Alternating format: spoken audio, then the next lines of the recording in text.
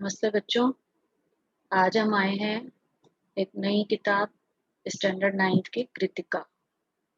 इसका first lesson इस जल प्रलय में, जो कि फणीश्वर नाथ रेणु, जो कि बिहार के एक बहुत ही प्रतिभावान लेखक हैं और गांव की, बिहार की असली कहानियां, असली जीवन शैली को हमारे सामने प्रस्तुत करते हैं, बहुत ही सीधे साधे शब्दों में। तो चलिए, ये एक रिपोर्ट की तरह है कि पहले क्या होता था, इतना टीवी चैनल, इतने टीवी के नहीं होते थे। तो उस समय जो अखबार में रिपोर्ट्स लिखी जाती थी या किसी भी घटना की रिपोर्ट किए जाए, उसको रिपोर्टाज बोला जाता है, जो कि एक छानबीन के स्तर पे की जाती है या घटना का किस तरह से वर्णन किया जाता है उसमें। तो इस अ, पाठ में, इस रिपोर्टाज में फणीश्वर नाथ रेणु जी ने पटना बिहार के इलाके की बाढ़ की वर्णन किया है।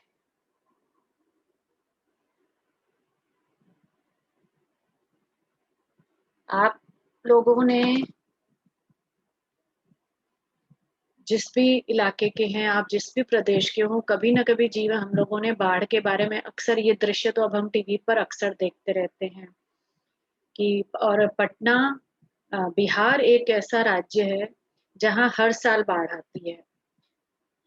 जैसे मुंबई में आई थी बाढ़, 20-30 साल बाद आई, चेन्नई में बाढ़ आई, उसके बाद वहां ऐसे हालात नहीं बने। लेकिन बिहार एक ऐसा राज्य है जहाँ पे कि हर साल बाढ़, जैसे ही बारिश मानसून आती है, वहां के लोगों को बाढ़ का सामना करना ही पड़ता है। क्योंकि कई बार वहां पे जो नेपाल की नदियां हैं और गंगा नदी में, और एक वहां की कोसी नदी है, जो बोला जाता है कि हर साल वहां पे प्रकोप होता है बाढ़ का। तो वहां के लोगों का जनजीवन जो है बहुत अधिक इस बात से प्रभावित है कि वहां वो बाढ़ को एक बहुत ही सामान्य नजरिए से देखते हैं। और वहां के किस तरह वहां के पॉलिटिशियंस या लोग जो हैं, बाढ़ के बारे में क्या सोचते हैं और क्या करते हैं, ये इस लेसन में हमें देखने को मिलेगा। मेरा गांव इस ऐसे इलाके में है जहां हर साल पश्चिम, पूरब और दक्षिण की कोसी, पनार, महानंदा और गंगा की बाढ़ से पीड़ित प्राणियों के समूह आकर पनाह लेते हैं। सावन भादों में ट्रेन की खिड़कियों से विशाल और सपाट परती पर गाय, बैल, भैंस, बकरों के हजार झुंड-मुंड देखकर ही लोग बाढ़ की विभीषिका का अंदाजा लगाते हैं। पड़ती क्षेत्र में जन्म लेने के कारण अपने गांव के अधिकांश लोगों की तरह मैं भी तैरना नहीं जानता। देखिए, जो लेखक हैं वो खुद इस तरह के इलाके में हैं, जो पर्वतीय क्षेत्र होता है, जहाँ पे कि पानी ज्यादा फसलें नहीं होती हैं, जहाँ पे बल्कि सूखा क्षेत्र होता है, जहाँ फसल नहीं होती है, बंजर जमीन को। तो उस जमीन क्योंकि वहां पानी, नदियां सूखी रहती हैं, तो गांव में क्योंकि नदी नहीं थी, तो इन्होंने भी तैरना नहीं सीखा था। लेकिन उनके गांव में, क्योंकि उनका गांव जो था वो ऊपर होगा थोड़ा सा, या वहां पे नदियां नहीं थी, तो इसलिए जो बाढ़ से प्रभावित लोग होते थे, वो आके उनके गांव में पनाह लेते थे। वो उनके गांव में आकर थोड़े दिनों के लिए, जब तक कि मानसून होता है, सावन भादो का महीना, जून जुलाई अगस्त के महीनों में, वो उस तरफ आ जाते थे अपने गाय, बैल, भैंस लेके, बकरियां लेके, और लोग अपने सामानों के साथ 2-3 महीने दूसरी जगह पे रहते हैं और फिर बाद में वापस अपने गांव चले जाते हैं। तो उनके वो हमेशा ही, अब ये नदियों के नाम है, कोसी नदी है, पनार, महानंदा और गंगा, ये बिहार की नदियां हैं। तो इनसे जो प्रभावित होते थे लोग, वो आके इनके गांव में शरण लेते थे।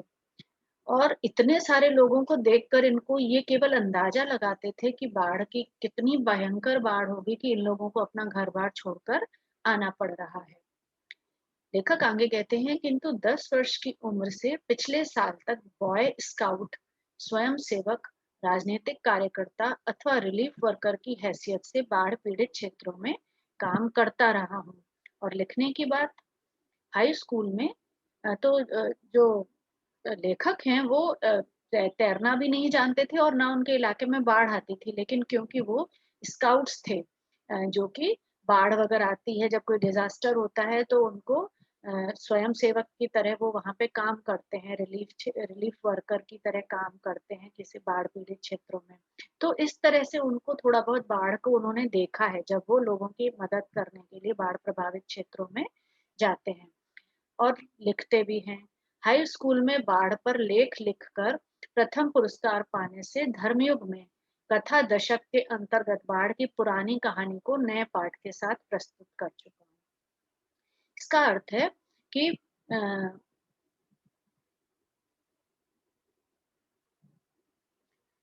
जो धर्मयुग जो है, हाई स्कूल जब 10th में थे तब उन्होंने बाढ़ पर एक लेख लिखा था और उसमें उनको फर्स्ट प्राइज मिला था। तो वो बता रहे हैं कि बाढ़ किस तरह से, बाढ़ के को वो कैसे जानते हैं कि पहली बार तो उन्होंने बाढ़ पर लेख लिख लिया था तो उनको फर्स्ट प्राइज मिल गया था।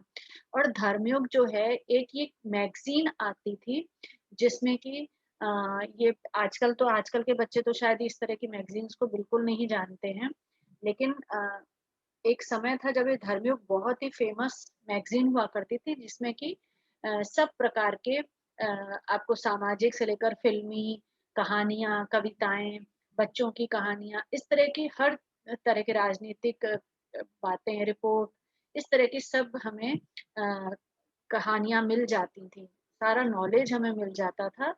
इस तरह की किताबें महीने में 1 या 2 बार इनका प्रकाशन होता था। और जब टीवी का इतना ज़्यादा प्रचार-प्रसार नहीं था, तब ये किताबें बहुत पसंद की जाती थी। तो उनका जो शीर्षक था कथा दशक, इसके अंतर्गत वो लिखते थे, इसके अंतर्गत उन्होंने बाढ़ की पुरानी कहानी को एक नए पाठ के साथ प्रस्तुत किया। जय गंगा, डायन कोसी, हड्डियों का पुल आदि छुटपुट रिपोर्टाज के अलावा मेरे कई उपन्यासों में बाढ़ की विनाश लीलाओं के अनेक चित्र अंकित हुए हैं। तो अब ये क्या है? ये इनके निबंध के, इनकी कहानियों के, नॉवेलों के, इनकी जो रिपोर्ट है, वो इन नामों से प्रकाशित हुई थी कि जय गंगा, डायन कोसी, कोसी जो है नदी का नाम है और जो कहा जाता है कि उसका कोसी नदी का श्राप है बिहार पर, इसीलिए हर साल बाढ़ आती है। हड्डियों का पुल, तो ये सब उनके नाम हैं। और कई उपन्यास भी उन्होंने लिखे और उसमें कहीं न कहीं उन्होंने बाढ़ को ज़रूर दर्शाया है। किंतु गाँव में रहते हुए बाढ़ से गिरने, बहने, धँसने और भोगने का अनुभव कभी नहीं हुआ, क्योंकि उनका गाँव जो था वो पड़ती क्षेत्र में आता था। वह तो पटना शहर में सन 1967 में ही हुआ, जब 18 घंटे की अविराम वृष्टि के कारण, अविराम वृष्टि मतलब बिल्कुल बिना रुके जब कभी 2-4 दिन बारिश हो जाती है, तो बाढ़ के हालात बन जाते हैं। अविराम वृष्टि मतलब जो बिल्कुल ही बारिश जब बंद नहीं होती है और बहुत जोर से 4-5 दिन बारिश होती रहे। तो 18 घंटे की बारिश हुई थी उस दिन। पुनपुन का पानी राजेंद्र नगर, पुनपुन भी एक नदी है, राजेंद्र नगर, कंकड़बाग और अन्य निचले हिस्सों में घुस आया था। ये बिहार के जो पटना शहर के अलग-अलग इलाके हैं, राजेंद्र नगर, कंकड़बाग और कई और निचले हिस्से, अर्थात बाढ़ को मैंने भोगा भी है शहरी आदमी की हैसियत से। तो कई बार हमें लगता है कि गाँव में ही केवल बाढ़ आती है, लेकिन अब तो हम लोगों ने बड़े-बड़े शहरों में भी बाढ़ के देख ली है। तो जब तक उन्होंने कभी भी बाढ़ का अनुभव नहीं किया था कि बाढ़ से क्या नुकसान होता है या किसी का घर कैसे गिर जाता है या क्या होता है, लेकिन जब वो पटना शहर में 1967 में में बाढ़ आई थी, तब वो वहीं थे और उन्होंने बाढ़ को बहुत नज़दीक से देखा था। इसलिए इस बार जब बाढ़ का पानी प्रवेश करने लगा, पटना का पश्चिमी इलाका छाती भर पानी में डूब गया, तो हम घर में ईंधन, आलू, मोमबत्ती, दिया सलाई, पीने का पानी और कंपोस्ट की गोलियां जमा कर बैठ गए और प्रतीक्षा करने लगे। तो जैसे-जैसे लोग टीवी में, रेडियो में सुनते हैं कि बाढ़ का पानी इधर जमा हो गया है, तो आप क्या करते हैं जब कहीं पे भी लोग आस-पास देखते हैं कि बाढ़ आने वाली है, तो अपने घर में सब सामान इकट्ठा कर लेते हैं, जिससे कि उन्हें जब लाइट चली जाएगी, क्योंकि बाढ़ आती है तो कई बार लाइट बंद कर दी जाती है या बंद हो जाती है, खंबे-वंबे गिर जाते हैं पानी के, लाइट के, तो उसमें अ, जो है लोगों को अपनी तैयारी और कंपोस्ट की गोलियां, मतलब बुखार के लिए गोलियां ले लेते हैं लोग पहले ही, क्योंकि बाढ़ के वक्त कई बार बुखार बहुत फैल जाते हैं। दिया सलाई मतलब है माचिस, और पीने का पानी वगैरह इकट्ठा करके, क्योंकि पीने का पानी भी बाढ़ में अवरुद्ध हो जाता है, फिर पीने का पानी नहीं भर सकते हैं आप, क्योंकि नालियां नदी सब पानी भर जाता है हर जगह। सुबह सुना राजभवन और मुख्यमंत्री निवास प्लावित हो गया है। प्लावित मतलब है जिस पर बाढ़ का पानी चढ़ाया था, कि राजभवन और मुख्यमंत्री निवास पर भी पानी आ गया। दोपहर में सूचना मिली, गोलघर जल से गिर गया। यूं सूचना बंगला में इस वाक्य से मिली थी, जानो गोलघर डूबे गए छे। और 5 बजे जब कॉफी हाउस जाने के लिए तथा शहर का हाल मालूम करने निकला, तो रिक्शे वाले ने हंसकर कहा, अब कहाँ जाइएगा, कॉफी हाउस में तो अबेले पानी आ गया होगा। अर्थात कि जब लोगों को उसके बाद भी, जो लेखक थे, क्योंकि वो शहर का हाल मालूम करना चाहते थे, और कि एक उनकी आदत थी कि वो कॉफी हाउस जाके बैठते थे ताकि उनको शहर का हाल चाल मालूम हो या कुछ घटनाएं मालूम हो सके। तो क्योंकि वो राइटर थे, तो इसलिए वो कॉफी हाउस जाने के बहाने और शहर का हाल मालूम करने के बहाने घर से निकले। तो रिक्शा वाले ने उन्हें बोला कि कॉफी हाउस में भी अब तक पानी आ गया होगा।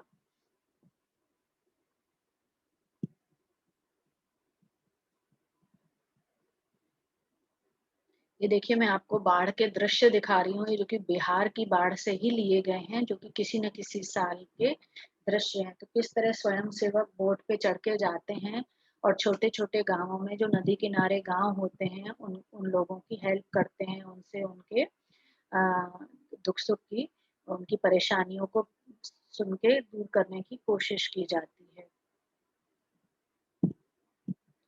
चलो पानी कैसे घुस गया वही देखना है, कहकर हम रिक्शा पर बैठ गए। साथ में नई कविता के एक विशेषज्ञ व्याख्याता आचार्य कवि मित्र थे, जो मेरी अनवरत, अनवरत मतलब निरंतर लगातार, अनर्ग बेतुकी बातें, अनगढ़ मतलब अ,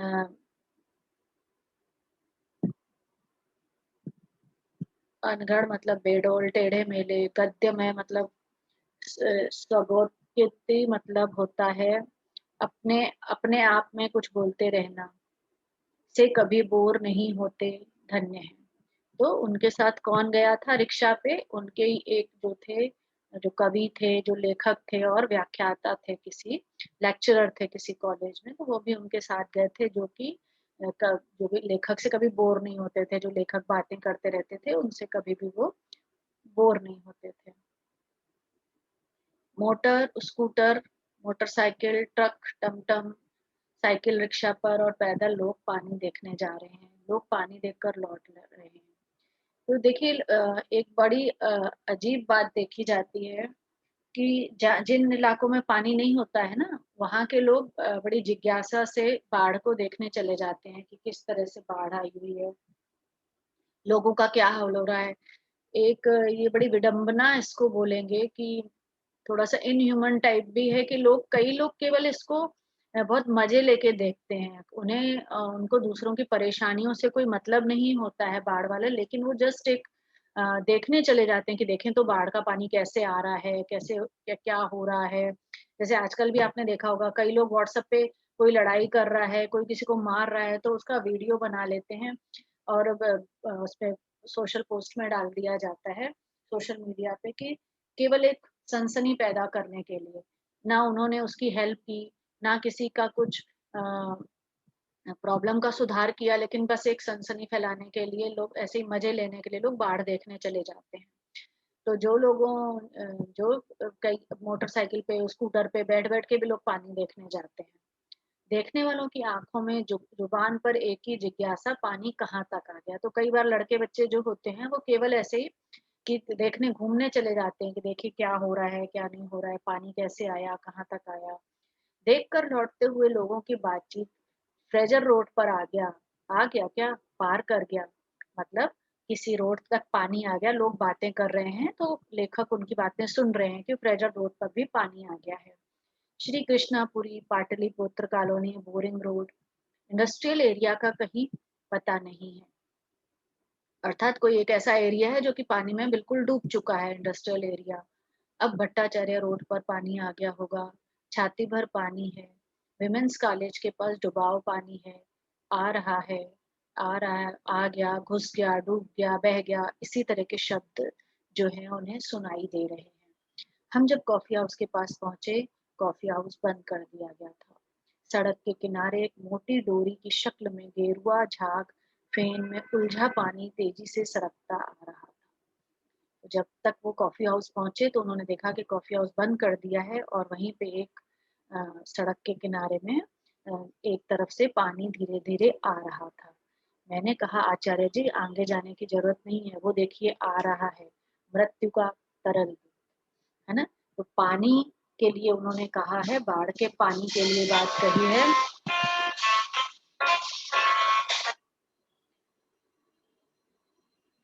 क्योंकि ऐसा बोला जाता है कि पानी वैसे तो जीवन दाता बोला जाता है, पानी के बिना हमारी रुकने लगती है, मृत्यु तक हो सकती है पानी के अभाव में। लेकिन अगर पानी ही मृत्यु का दूत बनकर आ जाए बाढ़ में या सुनामी, तो कोई कुछ भी नहीं कर सकता है और वो बहुत ज्यादा भयंकर रूप धारण कर लेता है पानी। तो इससे बोला गया मृत्यु का तरल दूत।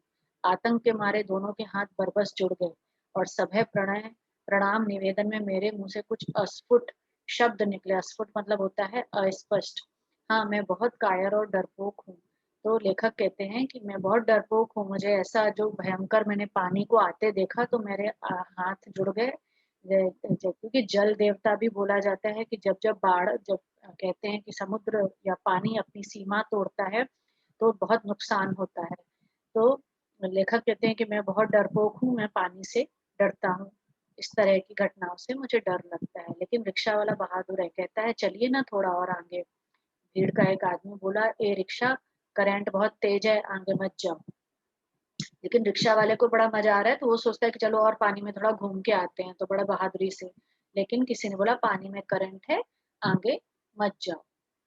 तो इस तरह से हमने देखा कि किस तरह से लेखक जो हैं वो पानी का, बाढ़ के दृश्य देखने गए हैं और खुद एक जगह देख के, बाढ़ का दृश्य देख के डर गए।